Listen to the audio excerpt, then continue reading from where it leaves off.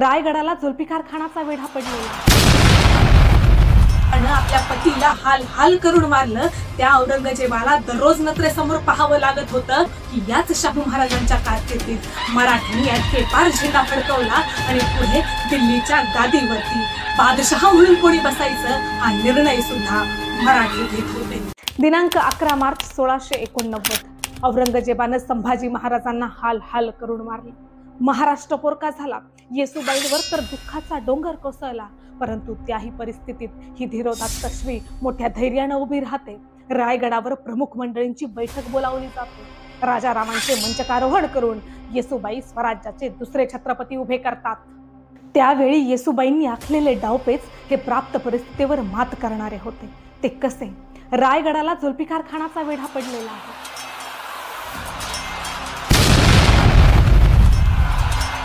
त्यांनी राजारामांना सांगितलं की तुम्ही रायगडावरून बाहेर पडा आणि तेथून शत्रूचा मुकाबला करा, आणि जर शत्रूचा जोर जर वाढलाच तर तेथून जिंजीस प्रस्थान करा, स्वतःचा जीव वाचवा, स्वराज्य राखा।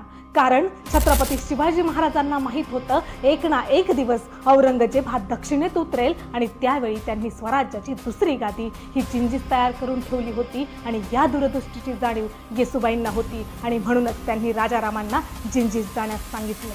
पुढे रायगड पडला। येसुबाई आणि शाहू महाराज औरंगजेबाच्या कैदेत गेले। ज्या औरंगजेबानं आपल्या पतीला हाल हाल करून मारलं त्या औरंगजेबाला दररोज नजरेसमोर पाहावं लागत होतं। विचार करा त्या स्त्रीच्या मनाची अवस्था काय झाली असेल। परंतु त्याही परिस्थितीत मोगलांच्या छावणीत शाहू महाराजांना स्वराज्याचं बळकट उपासण्याचं काम या येसुबाईंनी केलं, आणि सांगायला अभिमान वाटतो की याच शाहू महाराजांच्या कारकिर्दीत मराठ्यांनी अटकेपार झेंडा फडकवला आणि पुढे दिल्लीच्या गादीवरती बादशहा म्हणून कोणी बसायचं हा निर्णय सुद्धा मराठी घेत होते।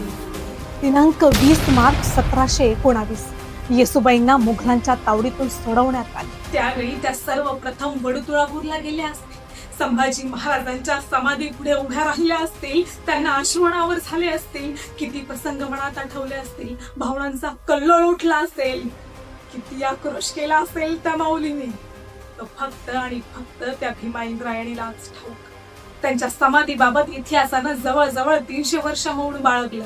आज ही समाधी सातारा येथे संगम माऊली या ठिकाणी आढळली आहे। हे सगळं बघितल्यानंतर साताऱ्यात येसुबाईंनी आपला देह ठेवला खरा, परंतु त्यांचं कार्य आणि कर्तृत्व हे दाही दिशांत गाजत आहे। श्री सखी राज्ञी जयती।